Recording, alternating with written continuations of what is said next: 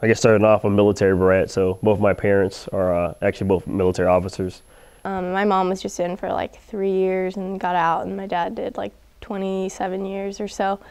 I think it's pretty funny. Some people always ask, like, hey, where are you from? I'm not really sure how to answer that question because we've always moved so much. So my usual response is, hey, I'm from the United States. That's about it. You get to travel. You get to meet a lot of cool people.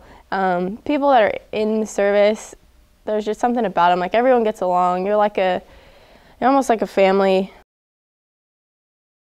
We had like a senior day where K-State, I had a friend up here in the program who came back to speak at our like senior day and talk about like what ROTC is like with me and another one of my friends.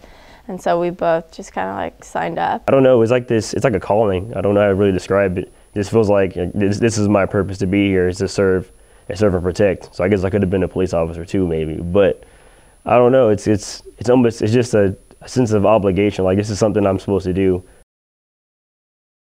It is a lot different than a regular student. I have a lot of friends in the program, but I hang out with a lot of people that aren't in the program at all, and they just have so much more free time. They like get to do all this stuff on the weekends when we're out training in the field. I guess starting off, I thought it'd be a lot easier. It's not necessarily hard, but you're a lot more involved. You're putting a lot of time in, a lot of time. So the saying, a leader is the first one up and the last one to sleep is very, very true.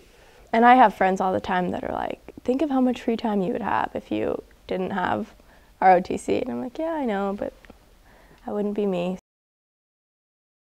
I think I'm looking forward to that being my sole focus, because here at ROTC, we're focused on grades and school and just living, like trying to get by with money, and also doing ROTC, which is so time consuming. So I feel like I'm looking forward to like just focusing on ROTC, or the Army, I guess. But the thing is, starting off as an officer, it's kind of weird because you'll be 21, 22 years old, and then you're put in a position to where you're in charge of literally millions of dollars of equipment. So for instance, I'll be an armor officer.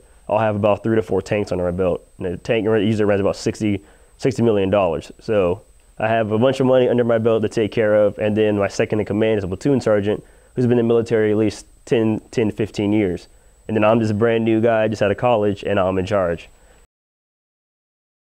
I'm doing army and military intelligence, and the reason why I was doing the military intelligence side of it is because everything now is just like a technological boom right now. So I don't want to be in the military, doing armor, infantry, all this whole stuff.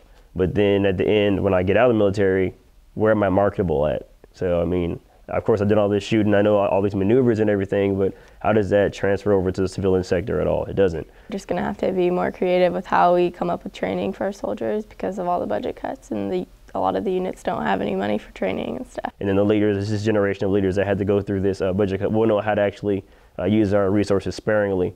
So then once you get like a huge abundance of it, we won't waste anything. I've done pretty well on in the program.